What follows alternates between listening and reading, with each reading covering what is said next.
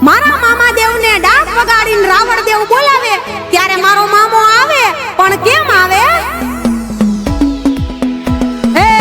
માથે પાઘડિયું મામા પગમાં મોજડિયું જો મોજીલા મામા ને રે માથે પાઘડિયું જો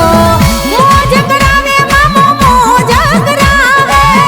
મોજ કરાવે મામો મોજ કરાવે માથે પાઘડિયું મામા પગમાં મોજડિયું જો